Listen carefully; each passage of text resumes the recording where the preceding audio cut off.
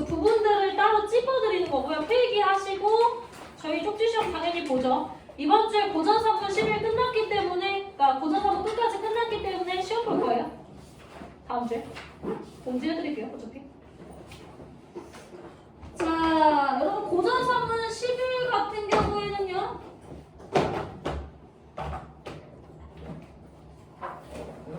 출제될 게 별로 없을 것 같긴 한데. 잠시만요.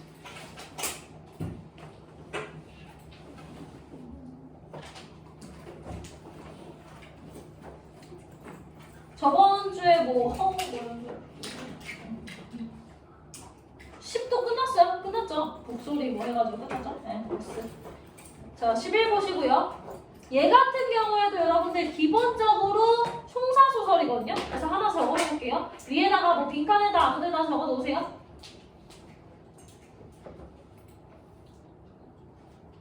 송사소설이고요. 송사소설이라는 게 재판받는 소설이다 이 뜻이에요. 그러니까 송사소설만 써놓고 제가 설명을 해드릴게요.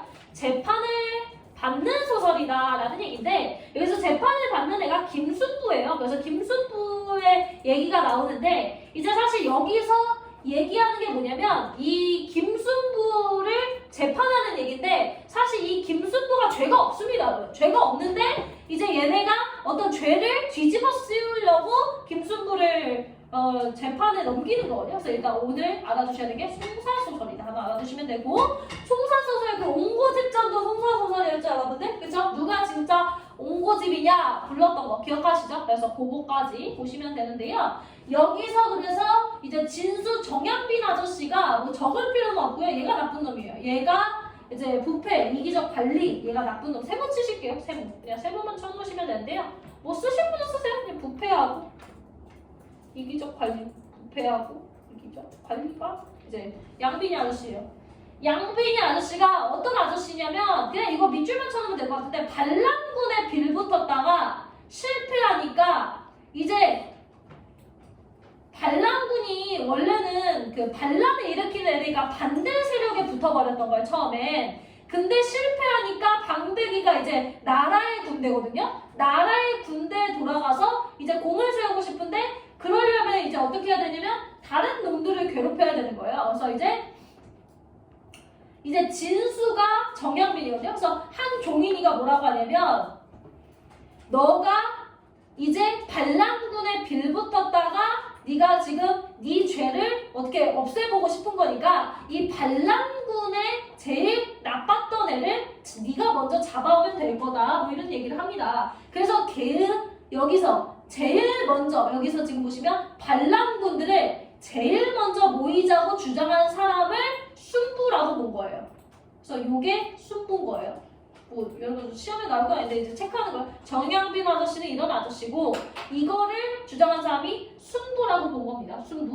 순부라고 봐서 순부를 질질질질 끌고 온 거예요. 순부를 질질질질 끌고 와서 여러분들 여기에다가 여기서부터 필기하시면 돼요. 여기다가 첫 번째 모함이라고 쓰세요. 첫 번째 모함. 그러니까 지금 여기 양빈이 아저씨가 순부를 죄가 있다라고 몰아가지고 자기가 죄가 없음을 얘기하고 싶은 거잖아요. 그런데 첫 번째로 무슨 얘기했냐면, 너네는 지금 군청에서 3일 동안 잔치를 했는데 무슨 잔치를 한 거냐? 이렇게 얘기한 거예요. 3일 동안 잔치를 했는데 무슨 잔치를 한 거냐라고 했더니, 여기 부분이 김순부의 반박이거든요. 근데 반박을 어떻게 하는지를 시험에 낼 거예요. 자, 그래서 보세요. 첫 번째는 뭐라고 했냐면, 이번 한 번만이 아니다. 체크. 이번 한 번만 한 게 아니다. 근데 그러니까 옛날부터 해마다 맨날 했다. 해마다 맨날 했고, 그거에 대해서는 시첩이 남아있어서 확인할 수 있다. 그러니까 여러분 제가 아까 모함 첫 번째 얘기에 대해서 김순부가 어떻게 반박했는지를 알아야 되는데, 자, 이번 한 번만이 아니라 거기다 뭐라고 쓰냐면 역사적 선례라고 쓰세요. 그러니까 예전에도 그런 일을 했다라는 게 역사적 선례고요. 시첩이 남아있어서 알 수 있을 것이다. 이게 기록이에요. 기록. 그 다음에 여러분들 보세요. 그래서 첫 번째 반박한 거는 역사적 선례와 기록으로 반박 원. 그래서 요게 반박 근거 원이에요. 지금부터 반박 근거 쭉 갖고 올 거예요. 요게 첫 번째 역사적 선례와 기록이 이렇게 묶으셔서 반박 근거 원이에요. 아셨죠? 그 다음에 반박 근거 2는 여기 체크하시면 돼요. 요거 어찌 사람이 많고 넓은 군청 앞에서 그것도 수령 앞에서 풍악을 울리면서 내가 반란군의 일을 했겠냐. 나 반란군 이런 거 아니다. 그래서 요게 반박 근거 2는 어떻게 보실 거냐면 요거 같은 경우에는 상식적 모순을 지적한 겁니다. 그래서 두 번째 반박 근거는 요거 상식적 모순을 지적한 거예요. 그러니까 우리는 그냥 잔치 벌리고 논 거지 반란군들이 모인 게 아니다라는 근거를 세 가지로 얘기할 거거든요. 됐어요? 네. 상식적 모순을 지적했고 마지막 우리가 먹은 소고기 그때 먹은 고기는 관주에서 산 거니까 아전들한테 물어봐라. 요게 이제 반박 근거 3입니다. 그래서 반박 근거 3는 증인 제시한 거예요. 그래서 반박 근거 1, 2, 3 나오시면 돼요. 모함을 한 거죠. 니네가 잔치 벌인 곳은 반란군들이 모인 거다 라고 모함을 하니까 첫 번째 뭐다? 아니야. 기록과 역사적 선례와 기록이 있어. 두 번째 상식적으로 말이 되니? 세 번째 증인도 있어. 이렇게 해서 반박 근거 1, 2, 3 정리해 주시고요.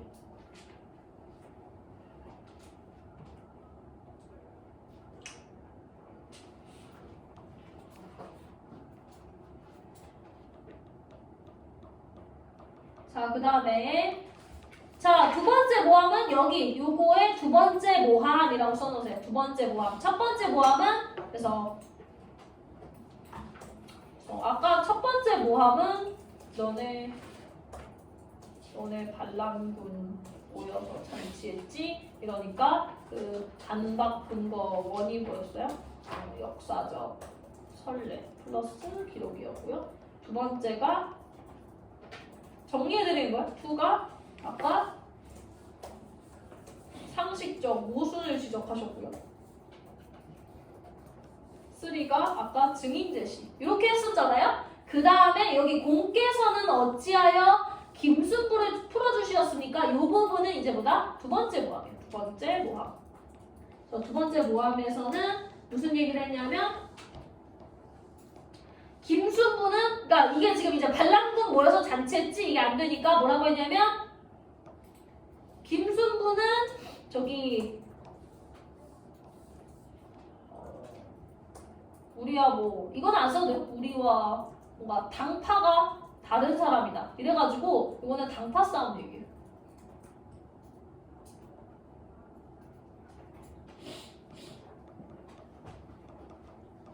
그러니까 김순부 너 나쁜 놈이지? 이러고 지금 이제 두 번째는 김순부가 나쁜 놈이다 이러면서 지금 얘기를 하는 거죠. 처음에는 김순부가 반란군의 주동자다라고 얘기했다가 두 번째는 김순부는 우리랑 다른 당의 사람인데 다른 정치 사람인데 얘를 조져야 되지 않겠냐 뭐 이런 얘기를 하는 거예요. 아셨죠? 근데 여기는 반박 근거는 없습니다. 여러분 반박 근거 없고 두 번째 모함이 있는 거고 이 모함은 당파 싸움과 관련된 모함이다 라는 것만 알아두시면 될 것 같아요. 당파 싸움과 관련된 모함이다.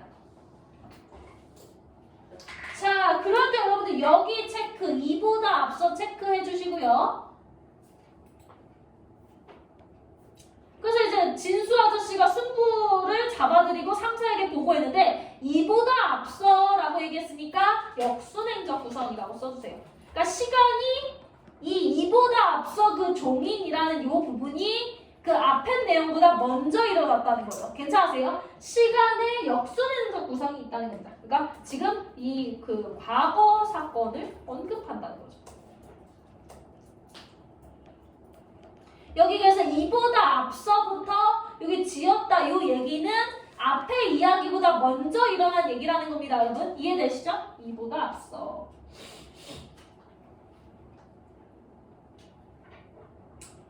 그러니까 앞서서 무슨 얘기를 했었냐면 지금 순부 아저씨 데리고 와가지고 막 지랄하는 거잖아요. 그 전에 먼저 순부가 한번 잡혀왔었어요. 그때 순부가 여기 쭉 보시면 먼저 잡혀왔었어요. 잡혀와가지고 뭐라 했냐면 그러니까 순부 아저씨가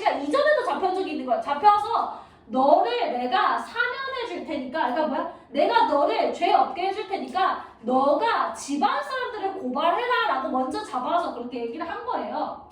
그러니까 순부가 야, 이 문장이라는 사람은 나와 같은 집안 사람이고 유사라는 사람은 이 우리 집안의 앤데 내가 어떻게 이렇게 우리 집안 사람들을 고발하고 나 혼자 살아남겠냐 라고 얘기하는 이 부분, 여기 문장은 체크하시고 마리오까지 체크하시면 이 부분에 무엇이다? 처음에 지부라는 사람이 지부의 회유, 너가 집안 사람들을 불면 내가 너를 살려주겠다 라고 한 게 여기 내가 너를 사면해 줄 터이니 너는 김씨 가문 문장과 유사를 대신 고발하여라를 지부의 회유라고 써주시고 그 밑에 문장은부터 뭐뭐 마리오 거기에 순부의 희생정신이라고 써주시고요. 가문, 일가, 친척, 이렇게 써주시면 돼요. 요 위에 거는 지부의 회유, 거기에 대한 순부의 답변은 뭐다? 순부의 희생정신, 가문이나 일가, 친척을 보호하려는 것입니다.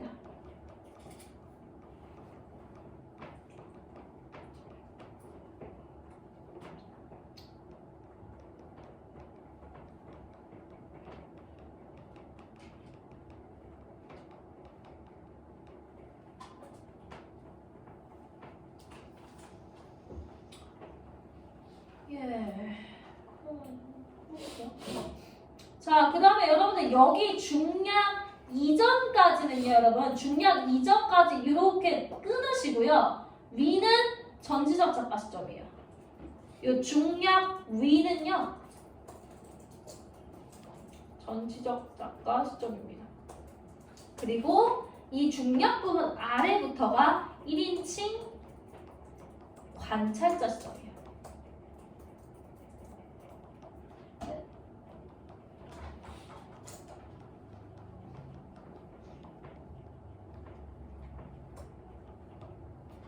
자, 왜 그러냐면 이 글의 갈래가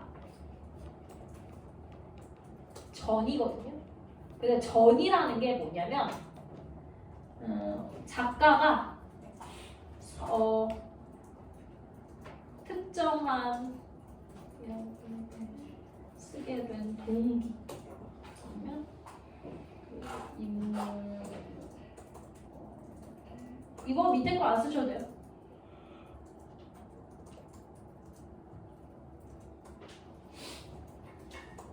자, 이게 무슨 소리냐면 여러분 위에는 전지적 작가 시점이고 밑에 보시면 내가 결과적으로 순부, 지금 보시면 내가 순부를 지켜본 얘기들이 쭉 나와요. 그리고 결국에 순부가 고문받아가지고 죽거든요.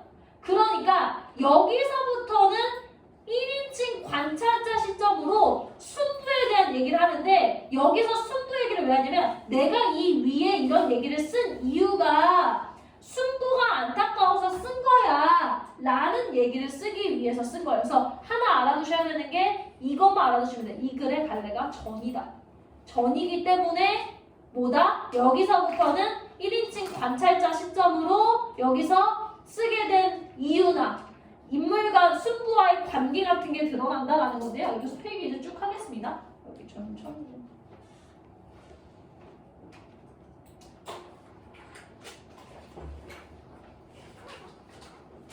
자, 요거 뭐뭐라고 했는데 이거 뭡니까? 인용. 그리고 인용을 통해서 인간의 예지력은 한계가 있음을 뜻하고 써주시고요.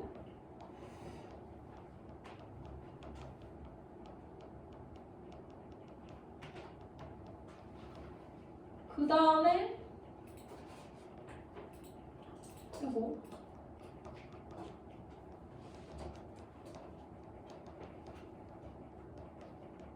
여기 요 초록 색깔 요게 순부의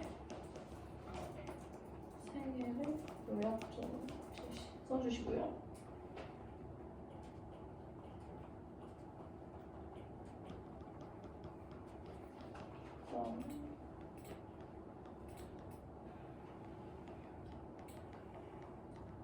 요거 요 밑에 거 색깔 구별해놨죠? 요거는 김순 왜? 순부라고 쓸게요. 특징.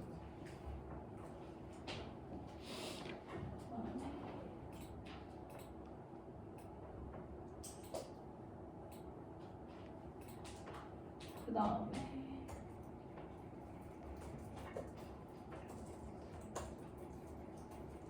일단 쓰고 제가 중요한 것들 따로 한 번 더 말씀드릴게요.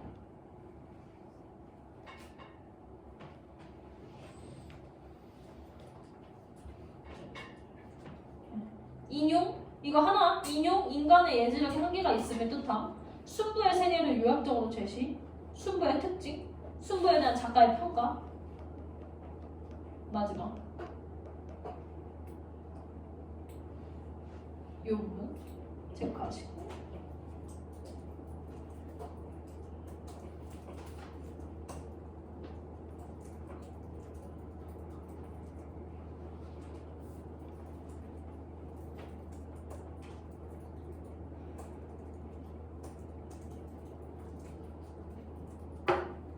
이렇게까지 써주시고.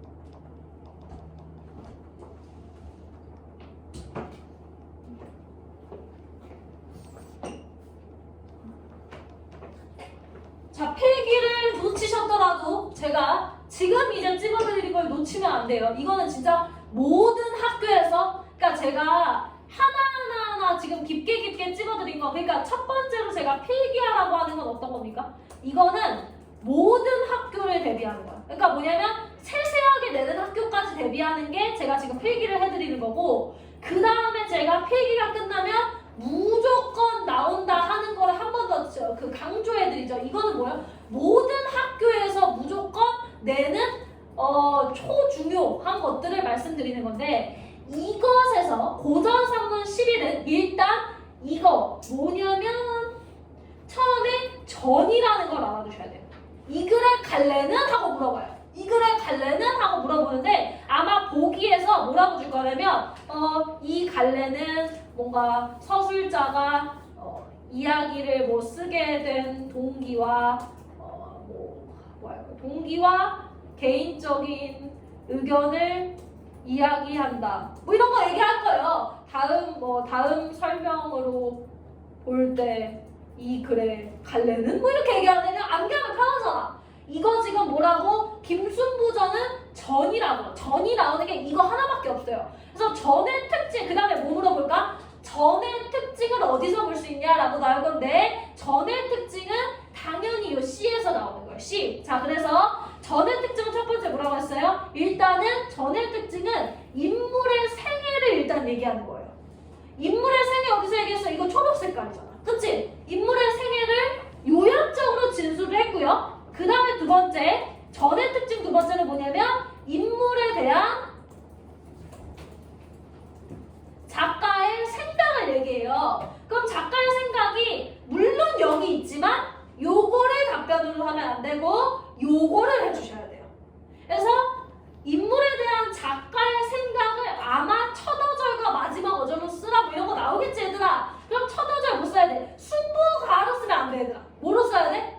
하지만으로 써야 돼. 왜? 문장의 시작은 여기니까. 괜찮아요? 만약에 쓰고 싶으면 여기를 써도 부분 점수도 있을 거예요. 작가의 생각이니까 나는부터 사랑했다 써도 상관없어요. 근데 아마 두 부분 내라고 할 수도 있고 아니면 하나만 내라고 하면 여기 써주세요. 하지만 기야도다까지. 괜찮아요? 그 다음에 인물의 생애는 어디 써주면 돼요? 진수가. 그 다음에 끝나는 게 어디예요? 경우이다까지로 끝내야 되는 건 아시겠죠? 그쵸? 그래서 이 글의 갈래는 전이다. 머리에 암기. 암기. 전이라는 건 어떤 성질을 갖고 있다? 인물의 생애와, 그러니까 글의 어디에? 글의 말미 끝에 부분에 인물의 생애와 인물에 대한 작가의 생각을 얘기하는데 그게 각각 어디서 드러나는지 알아야 된다. 이해되세요? 그럴 때 인물의 생애는 초록 색깔, 작가의 생각은 파랑 색깔. 됐습니까? 요거 부분 알아두시라.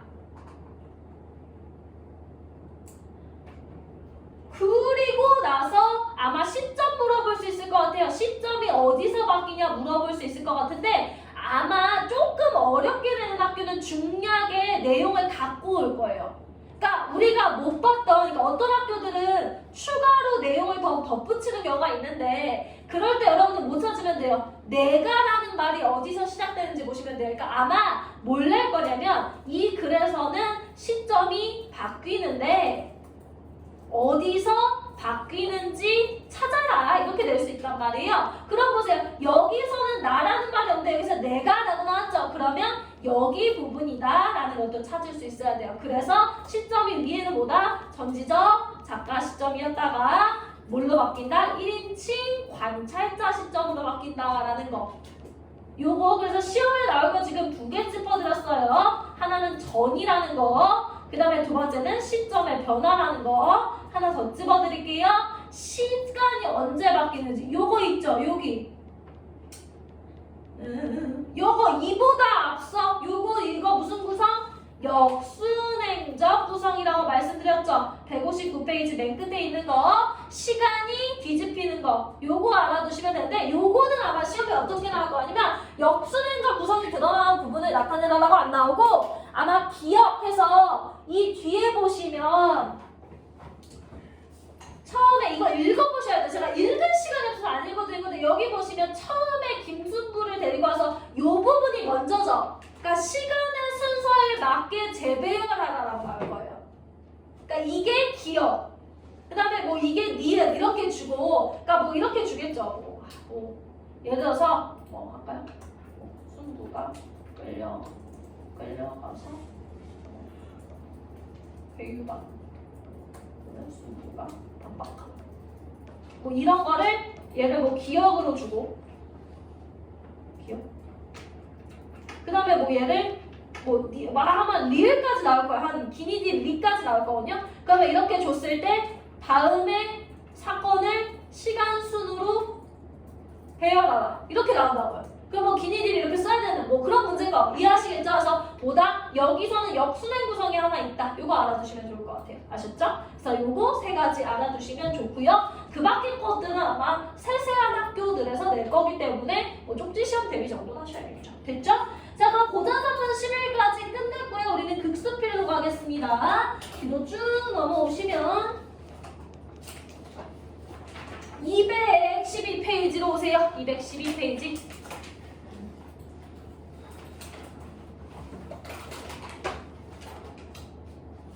아 이거 나와요. 이거 무조건 나와요. 이 내가 봤을 때 이 좋아해요. 여러분들? 자 이거 일단은 갈래 위에다가 빈칸 쓰세요. 이거 전통 인형극이고요. 이것의 특징을 좀 알고 계셔야 되는 첫 번째는요. 언어 사용의 양면성. 이거 그냥 쭉 쓸게요. 그래서 양면성이라는 게 양반은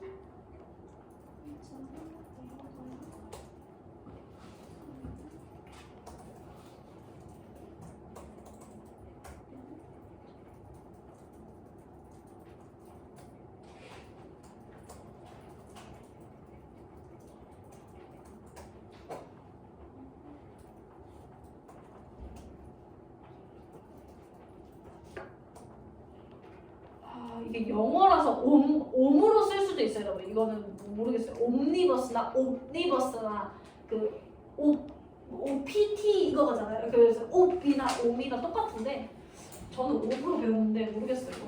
그건 옴이나 옵이나 똑같아요. 요거 써주세요. 일단.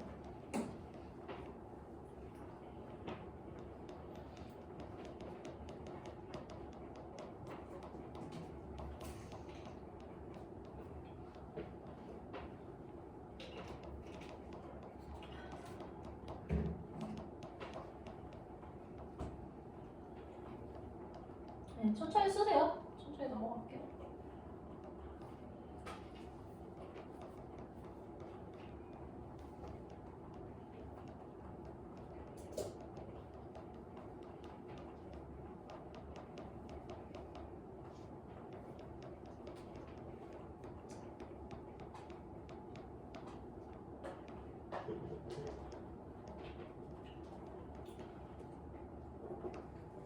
그럼 당연히 약식명사에서 전통 인형극의 세 가지 특징을 써라라고는 안 나와요.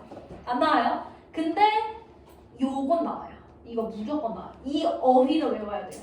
이건 나와요. 그러니까 이건 안 나와. 이거는 안 나오지거든요. 근데 이거를 외워야 돼요. 그럼 선생님 옴니버스식 구성이 뭐나요? 하면 혹시 그 무서운 게 딱 여러분 너무 제가 옛날 사람이죠? 네. 넷플릭스 시리즈에서도 무서운 이야기 보셨어요?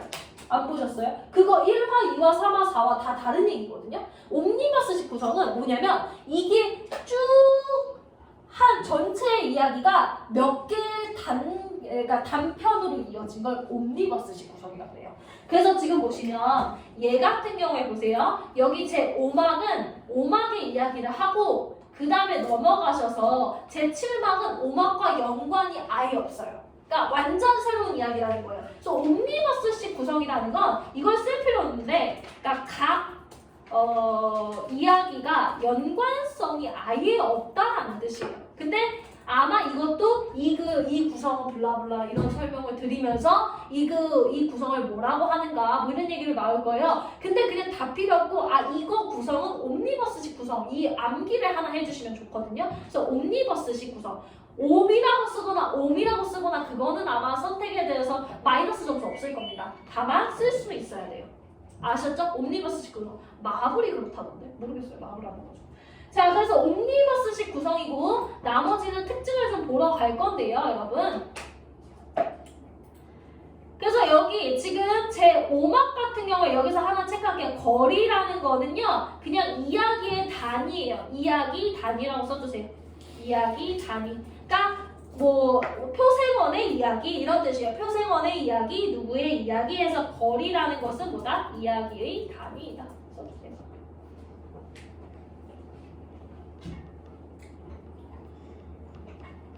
그래서 이 제 5막의 주제는요. 이 5막의 주제는 첩첩 간의 갈등 그리고 가부장의 폭력성 뭐 이런 얘기들입니다. 그리고 지배층의 뭐 이거를 뭐 일단은 뭐 써놓으세요. 제가 이따가 무조건 나오는 건 어차피 그 필기해드리니까. 그래서 제 5막은 주제가 첩첩 간의 갈등, 가부장, 그러니까 뭐예요? 남편의 폭력성, 그리고 지배층이 졸라 무능하다, 뭐 이런 얘기입니다.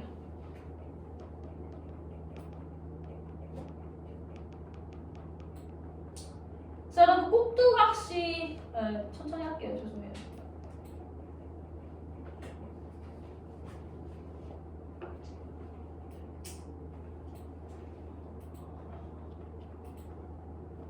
그래서 꼭두각시는요 처예요. 처. 얘가 처예요. 그 첫 번째 부위. 꼭두각시가 처고요. 이 꼭두각시가 여기 표생원이 남편이거든요. 이 표생원의 남편이라고 써주세요. 모를까봐. 그래서 처고 표생원이 남편인데 이 남편을 찾으러 다니다가 얼굴이 다 개상한 거야. 얼굴이 막 상했어요. 근데 그러니까 자기를 찾으러 다니다가 졸라 얼굴이 상했는데 그 얼굴이 상한 걸 이렇게 얘기해요. 해괴망측한 년. 요사스러운 계집도 왔다. 이게 지금 자기 와이프인 꼭두각시한테 네 얼굴 좋댔다 이렇게 얘기하는 거거든요. 그래서 요 부분이 뭐다? 요거 쓰세요. 가부장의 폭력성이 요 부분에서 들어가는 겁니다.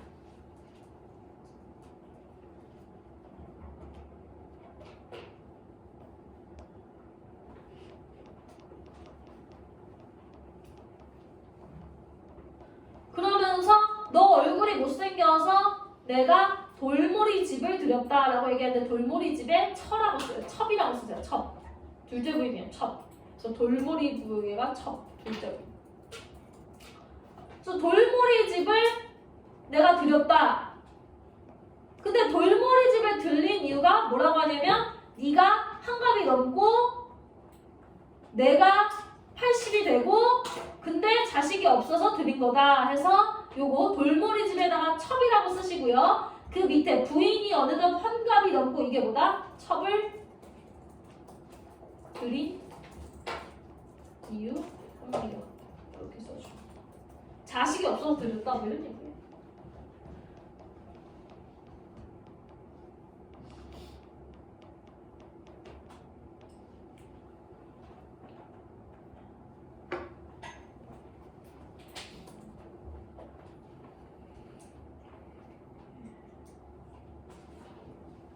그러면서 여러분 여기 이제 잘 보세요. 여기 잘 보세요. 내가 작은 집을 하나가 지금 여기서 너도 자식이 없으니까 걱정되지? 하니까 와이프가 예 걱정돼요 라고 하니까 근데 내가 작은 집을 하나 얻었어 라고 할 때 이 작은 집은 이 남편이 말하는 작은 집은 첩을 상징해요. 첩. 내가 작은 집을 들였다는 게 이 사람이 말하는 첩을 상징하는데 이 와이프가 이 집을 정말 하우스라고 생각한 거야. 그래서 뭐라고 하냐면 큰 집, 작은 집을 어찌 가리겠냐라고 해서 아 나는 큰 하우스는 아니어도 괜찮다. 작은 하우스여도 좋아 라고 얘기하는 요 작은 집과 요 밑에 작은 집을 체크하시고요. 여기다 뭐라고 쓰시냐면 동음이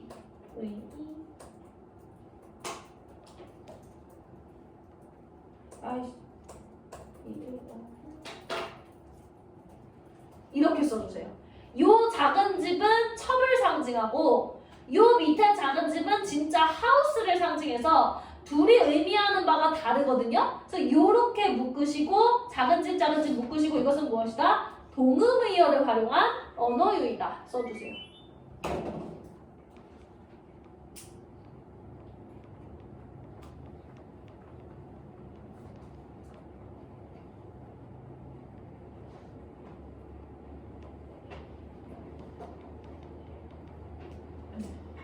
그랬더니 무슨 소리냐?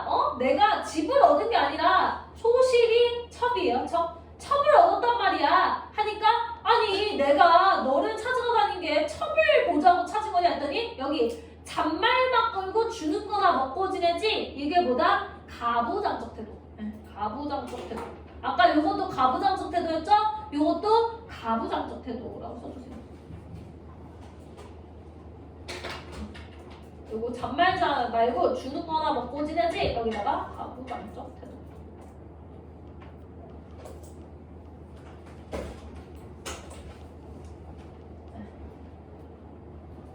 그랬더니 얘가 이제 와이프가 포기해요. 그래 첩 드리는 거 상관없는데 뭐라고 하냐면 작아도 키가 작아도 나는 큰 마누라 첫 번째 마누라다.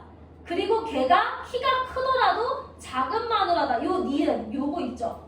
요거 체크하시고 여기다가도 쓸게요. 언어유희 그냥 언어유희 유희.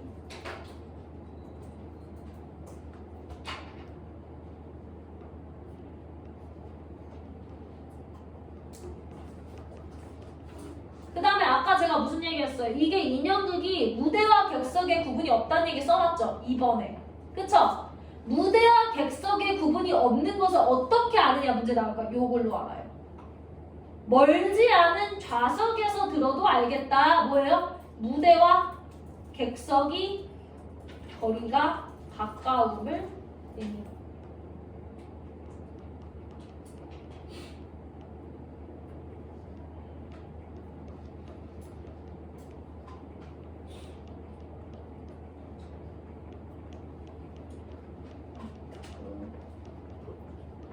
집에 가서 꼭 한번 읽어보시면서 내용 복습하세요.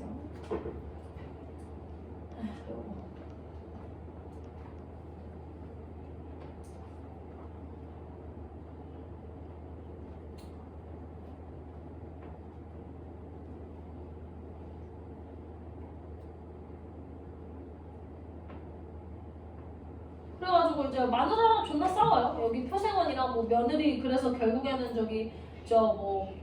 나는 그냥 다 필요 없으니까 이혼하고 싶다. 그러니까 뭐 이혼을 내가 왜 하냐. 그리고 내가 이혼하면 너한테 재산을 왜 줘야 되냐. 이러면서 막 싸우는데 그럴 때 여기 박첨지가 나옵니다. 박첨지요. 박첨지. 이 박첨지 아저씨는 뭐 어떤 인간이냐. 박첨지는 여러 이야기. 그러니까 여러 아까 보셨죠? 여러 뭐예요? 여기 여러 거리가 이야기라고 했잖아요. 그렇죠? 여러 그래서 그거를 박첨지 아저씨는 여러 이야기에 등장하며 해설자 역할 수행이라고 써주시면 돼요.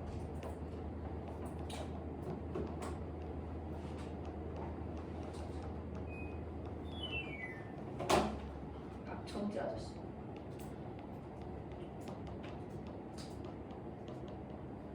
그래서 박첨지 아저씨가 나오고요. 박첨지 아저씨한테 그러면 내가 이혼했을 때 돈을 줘야 되냐? 뭐 이런 얘기예요. 내가 이혼했는데 정실 부인한테 돈을 줘야 되냐? 라고 하니까 여기서 이제 박첨지 아저씨가 내가 처리를 할 건데 창 체크하세요. 여러분 창이라는 건 노래라는 뜻이거든요. 노래. 아, 창이 노래인데 그러면 이야기의 중간에 노래가 등장했다는 건 이게 종합예술이라는 뜻입니다. 창이 노래고 이야기 중간에 노래가 등장한 것은 이것이 종합예술이라는 뜻이에요. 제가 불을 한번 꺼볼 건데 너무 어두우면 말씀해주세요. 자, 저기 그 청각하시는 분 말씀해. 이게 나아요? 이게 나아요? 자.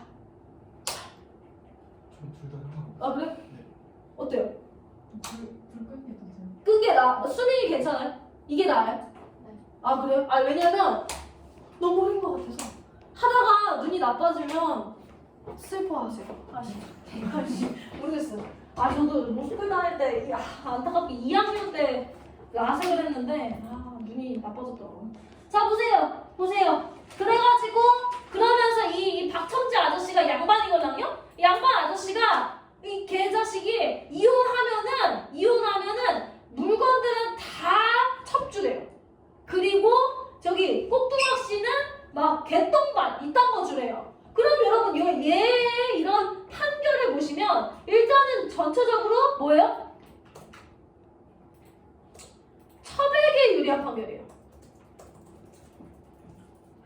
그러면 여기서 알 수 있는 게 뭐냐? 제가 아까 했지만 여기서는 지배층의 무능을 볼 수 있는 거죠.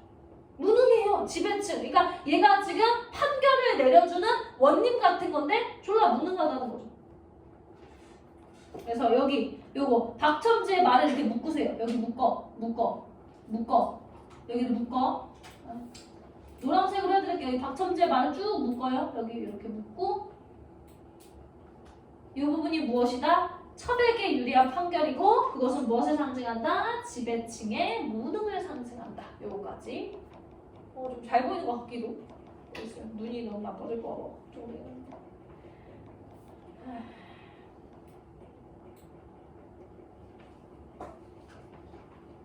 근데 이제 근데 꼭두각 씨가 개빡칠 것 같은데 근데 춤추면서 나가요. 그래서 원래 인형극들의 그 성질이 뭐냐면 갈등이 나오거든요. 갈등이 뭐예요? 꼭두각 씨가 재산을 하나도 못 받은 게 갈등이죠. 맞아요? 하나도 이거 쓰지 마세요. 못 받은 게 갈등이란 말이에요. 근데 그 갈등을 해소하는데 뭘로 해소하냐? 춤추며 이게 뭐다? 춤이라는 게 뭐다? 인형극에서 발생한 갈등이 해소하는 겁니다. 그래서 춤에다가 뭐라고요? 갈등 해소라고 써주세요. 갈등 해소. 갈등 해소를 어떻게 하냐? 춤추면서 그냥 끝나버려요. 그래서 이야기가 끝납니다. 항상 춤추면서 끝나요. 그래서 춤추며에다가 갈등 해소라고 써주세요. 갈등 해소.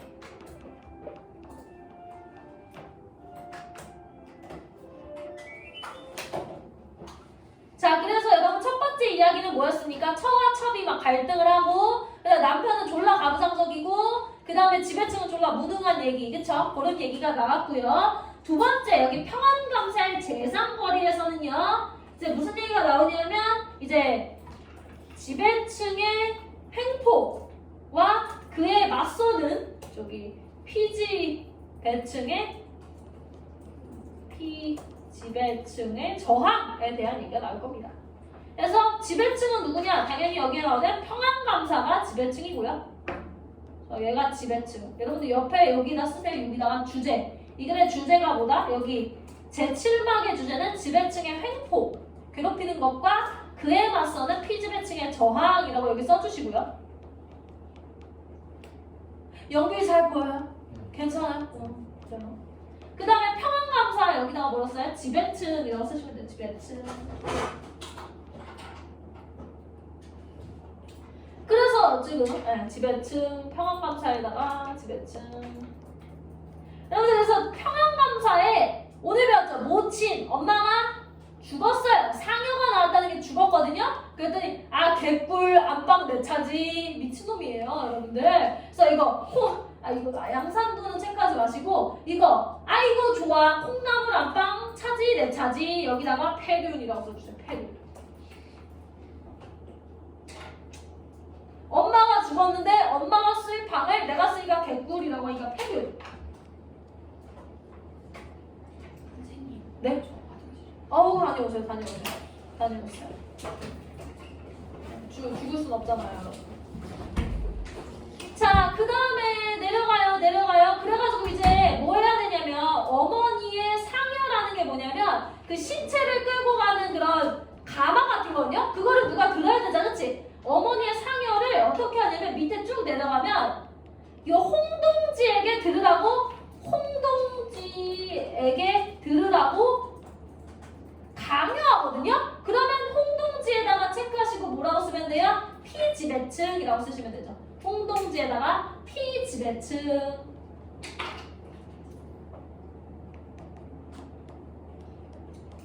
네.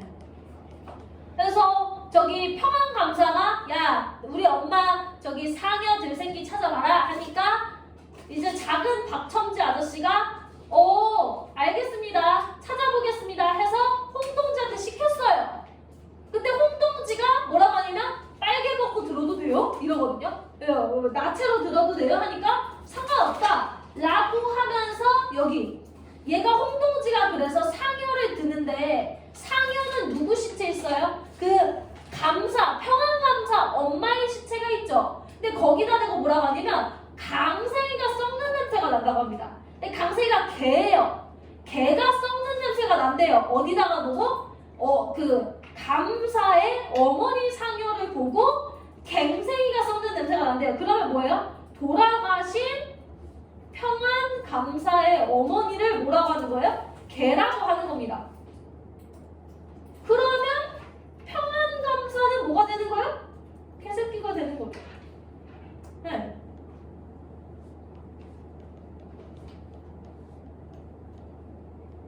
그걸 통해 지배층을 풍자하는 겁니다. 여기 온유의 강생이 썩는 냄새가 나는 구려에다가 돌아가신 평안감사의 어머니를 개로 보는 거고, 그럼 평안감사는 개자식이니까 그 개새끼라고 쓰면 개의 자식이라고 쓸게요. 너무 제가 그러면 요걸 통해서 알 수 있는 건 뭐다? 지배층을 풍자하는 거다 라는 거. 풍자라는 거 비판하는 거고 웃기게 까내리는 거예요.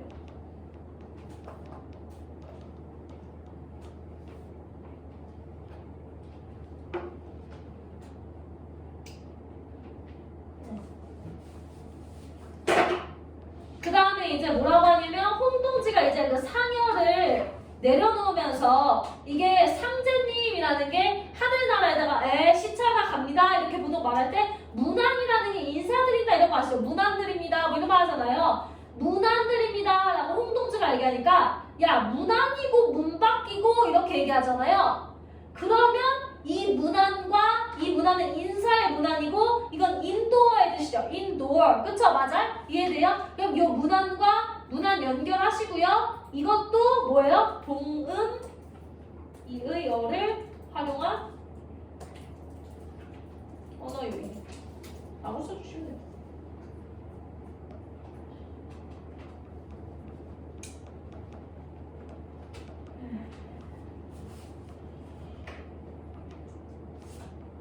문안과 문안을 체크하시고요. 그 다음에 홍동지가 이제 너 왜 이렇게 빨가벗고 이러냐? 그러니까 빨가벗었어도 상여만 잘 밀면 됐지 왜 지랄이래? 이 부분은 무엇이다? 아까 피지배층의 저항이라고 써주시면 됩니다.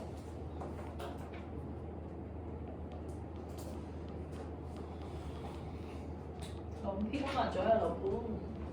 어쩔 수 없어요. 자, 그러면 다 필기했으니까 시험에 나올 거 말씀드릴게요. 첫 번째, 여러분들 216페이지로 한번 가볼까요? 216페이지로 가시면 4번에 복이 나오거든요. 여기서 한번 보세요. 이거 보시면 여기 보시면 화소를 중심으로 한 인물 간의 대결 양상에는 개별성이 강하다. 그러면 개별성이 강하다. 여기다 뭐라고 써주시라고요? 옴니버스식 구성. 이거 나온다니까요. 이 설명을 넣어서 보기를 만들고 다음에 보기를 참고할 때 이 글의 구성이 무엇이냐 이렇게 될 거라고요. 그러면 주관식으로 쓸 수 있어야 돼요. 옴니버스식 구성이라고 쓸 수 있어야 돼요. 이거 무조건 시험에 나오고요. 두 번째, 뭐 나오냐? 그 동음 이의어를 활용한 언어유희 두 번 나왔죠, 그쵸? 제5막 가시면 제5막에서 작은 집이 언어유희였고요. 그 다음에 제7막 가시면 제7막에서 문안이라는 게 언어유희였습니다. 그 부분 시험에 나올 거예요. 아마 동음의어를 활용한 언어유희가 어디 등장하느냐라고 낼 거고 요거 알아두셔야 돼요. 작은 집이랑 문안 부분 그거 알아두시면 되고요. 동음의어를 활용한 언어유희의 단어가 무엇이냐면 요거 두 개 쓸 수 있어야 돼요. 그리고 세 번째, 항상 이런 판소리 관련해서는요. 풍자가 어디 나오거든요? 풍자 아까 뭐 나왔어요? 그 개 강생이 썩는 냄새 이 부분 있죠? 요거 풍자라는 거 알아두세요. 그쵸?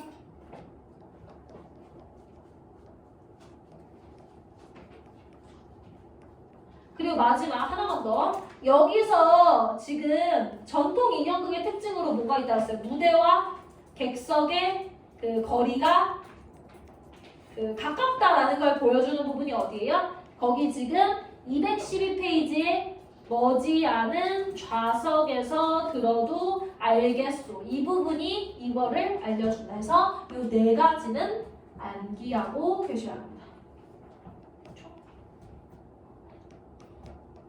나머지는 그 거의 100점을 위한 그거고요. 저희는 제가 얘기했잖아요. 그 약식눈술은 100점 만점에 수학 50점, 국어 한 70점 맞으면 괜찮아요. 근데 간호학과가 그럼 80점 맞아야 되긴 하는데 어쨌든 그래서 제가 한 60점 정도 맞으면 합격권이라고 할 때 요 정도 알면 60점. 근데 우리가 오늘 필기한 걸 다 안다? 그럼 거의 90점대예요. 90점대면 수학을 조금 조져도 상관없다. 근데 60점 되면 수학을 아예 조질 수는 없어요. 근데 수학 하고 계시죠, 여러분? 예스. 자, 그 다음에 극수필 2로 가요. 미쳐버리겠어. 오늘 극수필 3까지 할 건데 좀 일찍 끝낼 것 같아요. 2가 뭐가 없어요. 네, 여러분 여기 같은 경우에는 이게 무슨 거냐면 여기서 이제 그 9세대가 있고요. 쓰지 마세요. 9세대가 있고 신세대가 있는데 9세대의 할아버지는 이제 여기가 지금 이제 현대시대가 돼가지고 주변은 다 빌딩이에요. 근데 이 할아버지와 가족들은 그 기와집은 아니고 약간 그러니까 옛날 집에서 살아요. 옛날 집. 그래서 거기서 오는 갈등이 뭐가 있냐면 9세대는 이 집은 소중하다. 이거랑 신세대는 이사하자. 뭐 이런 갈등을 가지고 이제 소설이 나오는데요. 그럴 때 여러분들 요거 지금 보시면 이 개딱지 굴속 체크해 주시면 요게 신세대 생각이에요. 그래서 집에 대한 신세대 생각인데 일단 요거는 체크 밑줄만 쳐주시고 그 다음에 요거를 밑줄 쳐주세요. 그리고 뭐 하시냐면 이거 이렇게 반대 표시 아세요? 이렇게 반대 표시 요거 이렇게 반대 표시 쳐주세요. 반대 표시 쳐주시고 그러면 개딱지 굴속은 여기다가 신세대라고 써주세요. 신세대. 그 다음에 요거는 9세대라고 써주시면 돼요. 그러니까 신세대와 9세대의 의견 차이라고 할 때 아마 시험은 개딱지 굴속 낼 거예요. 신세대가 집에 대해서 느끼고 있는 것을 한 단어로 표현하면 뭐예요? 개딱지 굴속인 거예요. 근데 9세대는 뭐래요? 내가 집 있는 거를 다행으로 여겨라. 집이 있는 게 어디냐 이렇게 얘기한다는 거죠. 그래서 뭐야? 의견 차이가 드러나고 있다라는 거고요. 됐죠?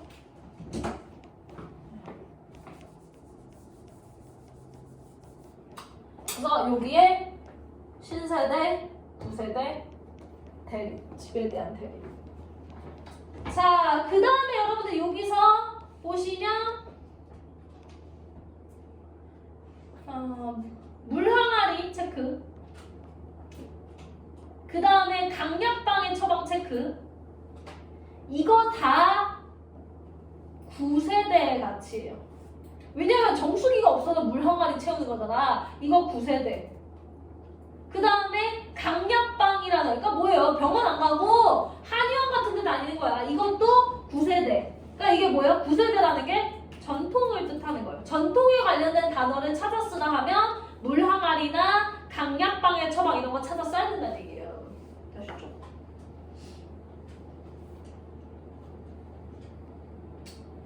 그래가지고 뭐 이 집에서 뭐 이거 이 집에서 산 지가 꼭 47년이고 라는 말에서 알 수 있는 것은 집은 최노인 삶의 역사 이러고 써도 돼요.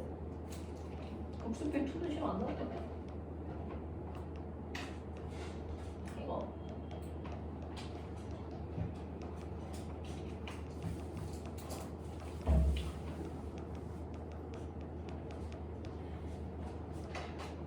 예. 그 다음에 여러분 여기 좌우의 높은 집 여기다가는 뭐 쓰냐? 요 좌우의 높은 집은 아까는 전통을 상징하는 두 개의 단어 알려드렸죠. 요번에 요것은 뭐야? 근대화와 도시화를 상징하는 단어입니다. 근대화, 도시화.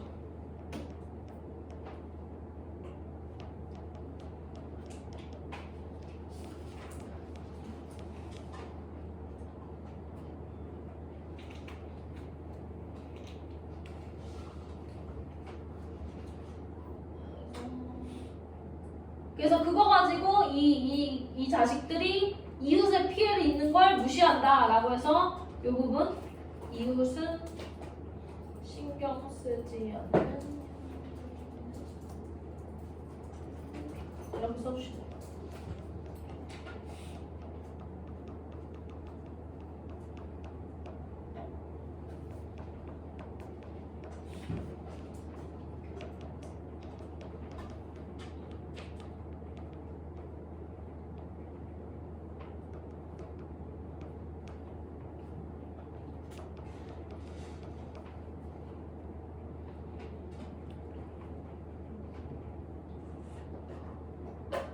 됐을까요?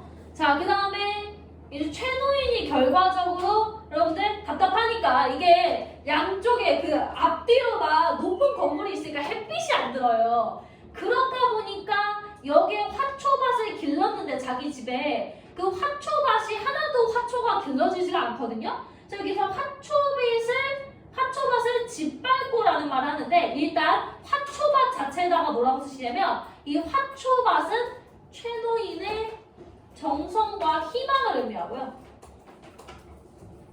근데 그것을 근데 여기서 화초밭을 짓밟았다는 거는 뭘 상징하냐?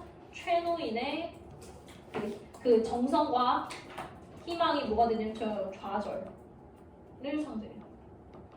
그러니까 아까 화초밭은 최노인의 정성과 희망. 근데 그 정성과 희망을 짓밟았다는 거는 걔가 좌절했다는 얘기다. 이렇게 써주시면 되겠네요.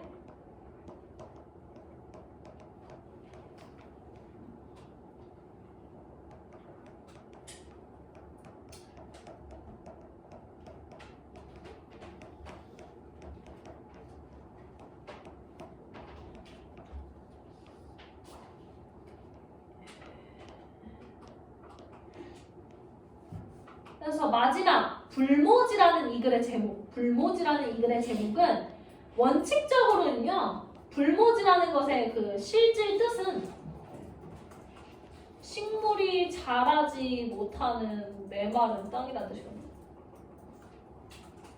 근데 여기에서 작품에서의 뜻은 무슨 뜻이냐? 근대화 과정에서 세대 간 가치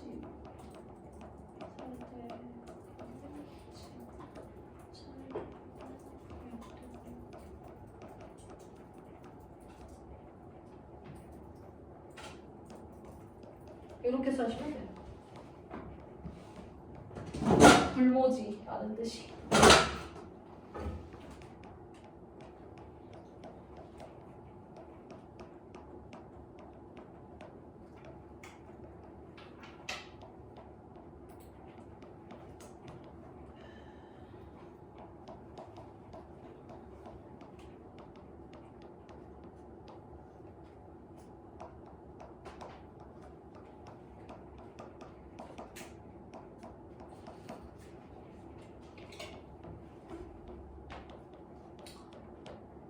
천천히 하세요. 자, 그러면 무조건 시험에 나올 거 첫 번째는요. 아까 얘기했듯이 전통에 관련된 단어랑 현대에 관련된 단어 알아두시는 게 좋아요. 여러분 전통에 관련된 단어 아까 뭐 얘기했었냐면 그 무랑아리, 그쵸? 그 다음에 그 장약방의 처방 뭐 이런 거 있잖아요. 그건 전통이었고 현대는 하나밖에 없기는 했어요. 뭐가 있었냐면 좌우에 높은 집 이거 그쵸? 요 대비 그쵸? 그 다음에 여러분들 두 번째로 알아두셔야 되는 것은 무엇을 알아두셔야 되냐면요. 개딱지 굴속 있죠? 이거 그 상징하는 바가 뭔지 이거 뭐였어요? 그 신세대가 현재의 집 혹은 전통을 생각하는 이미지였던 거 기억하시죠? 그쵸? 개딱지 굴속 그거 알아두시면 되고요. 그 다음에 마지막 이게 졸라 별건데요. 진짜 나올 것 같아. 이거 화초밭 있잖아요. 화초밭. 화초밭의 의미와 그것을 짓밟는 것의 의미 있잖아요. 그거 낼 것 같아. 그러니까 예를 들어서 최노인의 정성과 희망을 상징하는 단어가 무엇이냐 혹은 최노인의 정성과 희망이 좌절되는 부분이 무엇이냐라고 하면 화초밭을 짓밟는 행위 이렇게 쓸 수 있어야 될 것 같아요. 그거 말고 불모지는 안 나올 것 같아. 불모지는 안 나올 것 같아. 이렇게 세 가지? 굳이 내면 저는 세에 3번 낼 것 같기는 하고요. 그리고 뭐 만약에 지금까지 한 거 극수필 1과 2 중에 뭐가 더 중요해요? 2가 압도적으로 1이 더 중요해요. 압도적으로. 그래서 제가 나중에는 시간이 너무 없어요. 이거 제끼고 말아봐 이런 거 다 하거든요. 근데 지금은 뭐 그런 거 할 건 아니고 어쨌든 시험에 나올 것은 요건데 그 중에서도 졸라 알아야 되는 건 3번이다. 화초밭을 짓밟는다의 화초밭의 의미와 짓밟는 것의 의미를 각각 알아두셔야 된다. 됐어요? 자 이제 3하고 집에 갈 거예요. 3. 죽을 것 같아도 어쩔 수 없어요. 여러분 시간이 없어요. 네, 그래서 여러분 죄송한데 저 221페이지 한번 체크하고 갈게요. 여러분 221페이지에 가시면 요거 체크하세요. 이거 고층 건물과 그 다음에 낡은 기와집의 그 대립 요거 대립 아까 대립 봤죠? 네, 그래서 요것은 도시와 근대하고 요거는 뭐예요? 전통이잖아요. 맞아요? 근데 이거를 신세대는 뭐라고 얘기해요? 개딱지 같은 집인가? 뭐 그렇게 얘기하는 거 그쵸? 그 얘기까지. 그래서 요거 대립 표시만 해주세요. 대립. 눈이 너무 아파요? 어쩔 수 없어요. 극수필 3 가요. 극수필 3. 이거 진짜 할 거 없어. 괜찮아.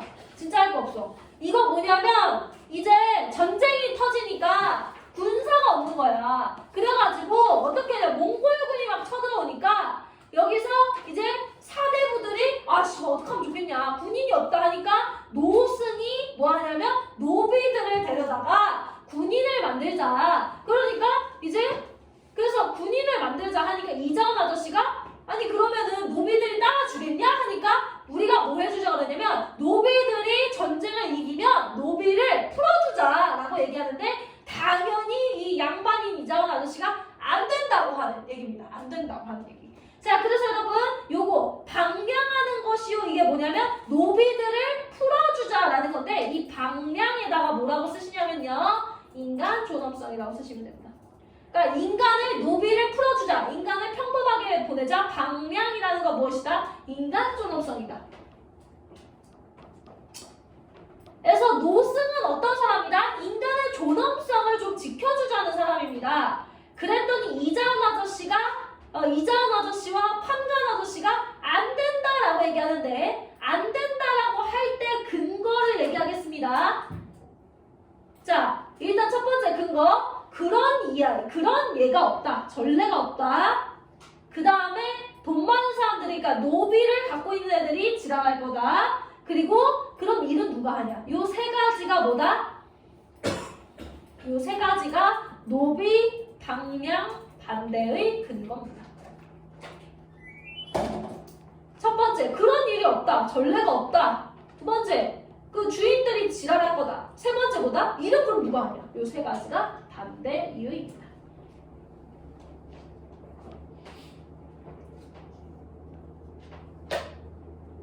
그러니까 일단 양반들은 노비를 군사로 쓰는 건 좋아. 근데 군사가 되어서 이 전쟁을 이긴다고 하더라도 우리는 풀어주지 않을 거야 라고 얘기해요. 그러니까 노승이 얘기하죠. 아, 그러면 노비들이 도대체 무엇을 위해서 싸우겠냐? 라고 얘기를 했더니 나라와 왕을 위해서 싸워야 된다고 얘기합니다. 그래서 나라와 왕을 위해서 싸운다. 여기에 지배층 중심 사고, 유교적 사고라고 써주십니다. 지배층 중심 사고, 유교적 사고.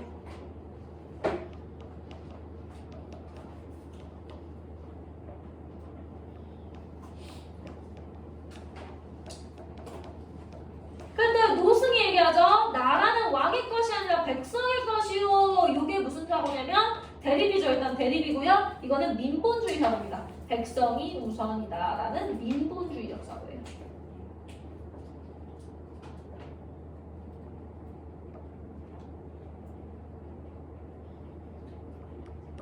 민본주의적 사고.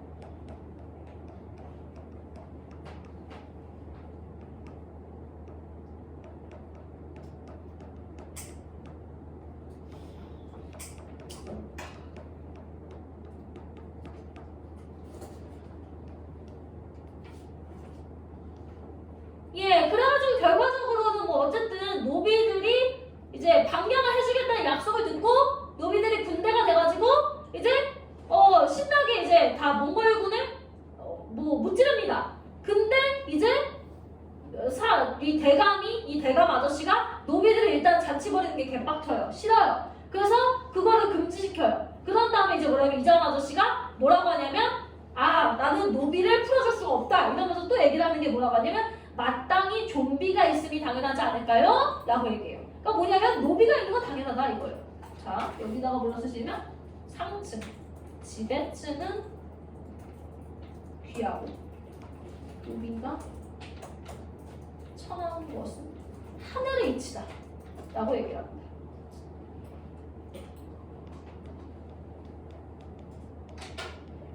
첫 번째, 나는 노비를 못 풀어주겠다의 근거가 또 나온 거예요. 이거는 하늘의 이치 아니냐.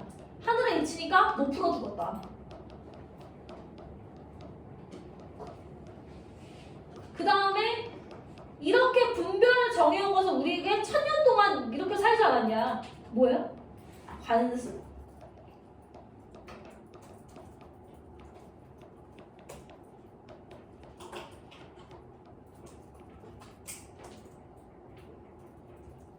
반대하는 거죠. 이거 와서 관습.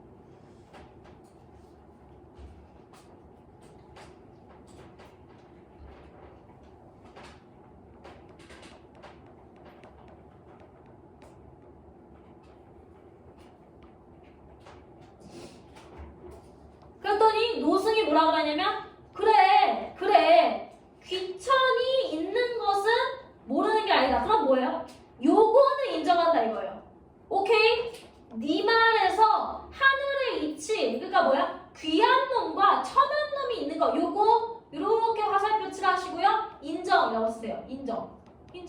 귀천이 이루어지면 소승이 모르는 거 아니에요. 뭐야? 귀하고 천한 것이 하늘의 이치라는 건 인정하겠다 이거예요. 인정하겠다. 그러나 제가 그래서 요거 이렇게 화살표 치시고요. 이렇게 요거 이렇게 화살표 마땅히 좀비가 있음이 당연하지 않을까요에 귀천이 이루어지면 소승이 모르는 거 아니에요? 화살표 치고 인정한다. 그러니까 뭐예요? 노승도 지배층이 귀하고 노비가 천연계 하늘의 이치라는 걸 뭐 한다는 거예요? 인정한다는 거예요. 오케이. 근데 문제는 뭐냐면 노비는 원래 형벌이라서 시간이 지나면 다시 평민이 되는 건데 근데 지금 고려는 한 번 종이 되면 자주 그냥 면천되기가 어렵잖아요. 그러니까 평생 노예로 사는 거 아니냐라고 얘기를 합니다. 그래서 오케이 요 하늘의 이치인 거는 오케이 노승 인정. 근데 뭐다? 고려가 신분 이동이 없는 사회라는 것을 비판하는 거죠. 요거 인정. 그러나 고려가 신분 이동이 없는 사회라는 걸 비판하는 거죠. 그러니까 뭐예요? 하늘의 이치는 인정합니다 이걸.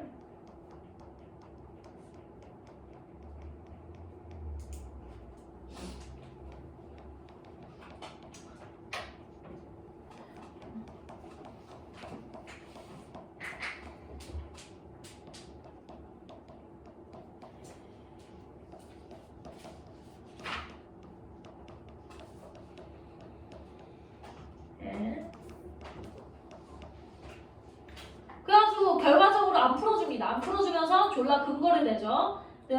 이거 배신 아닙니까? 이러니까 나는 근거가 뭐 나는 이제 정부의 몸이고 그래서 내 마음대로 나라의 제도를 고칠 수는 없고 그리고 고친다고 그 현실이 그들을 용납하지 않을 거고 그리고 나는 뭐 이렇게 해야 된다. 그래서 이 부분에 안 날 것 같은데 어쨌든 쓸게요. 여기다가 배신에 대한 합리화 써주시면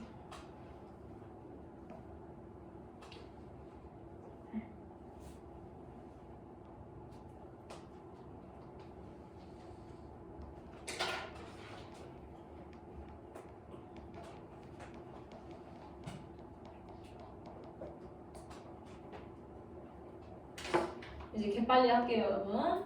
자 그러면 이 글의 제목 노비 문서 체크. 이것은 무엇이다? 노비 문서는 뭔가 인물의 운명을 결정하는 소재. 족쇄고 그래서 뭔가 투쟁의 목표가 되는 거거든요.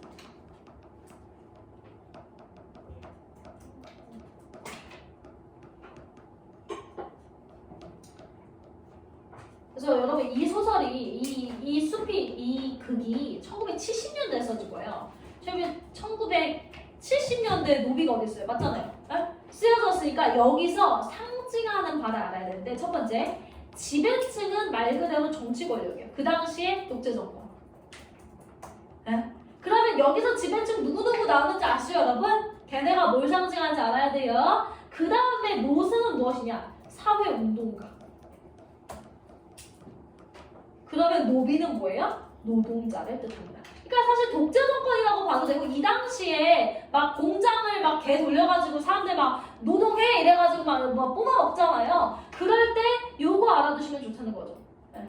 지배층은 정치 권력, 노승은 사회운동가, 노비는 노동자. 그러면 망량시켜달라는 건 말 그대로 뭐예요? 노동자의 권리를, 인권을 보장해 주라는 뜻입니다. 괜찮으시죠? 네. 그래서 요거를 일단 하나 상징하는 바를 알아두시고요.